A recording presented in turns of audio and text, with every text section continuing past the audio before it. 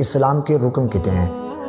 नबी करीम सल्लल्लाहु अलैहि वसल्लम ने इरशाद फरमाया कि इस्लाम जो है ये 5 सुतूनों पर कायम है। अगर कोई इसको एक सुतून को भी गिराने की कोशिश करेगा तो गोया वो इस्लाम को गिराने की कोशिश कर रहा है।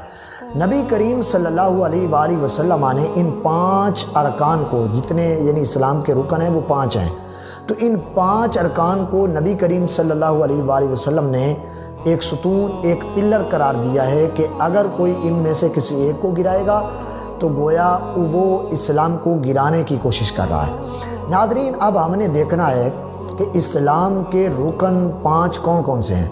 नंबर 1 कलमा तैयबा है, नमाज दूसरा रुकन है इस्लाम का। तीसरा रुकन ये है कि आप हज बैतुल्लाह करेंगे। चौथा रुकन नाजरीन वो हैं रोज़े। 5वां रुकन है वो है ज़कात। इस्लाम आपसे साल के बाद ज़कात मांगता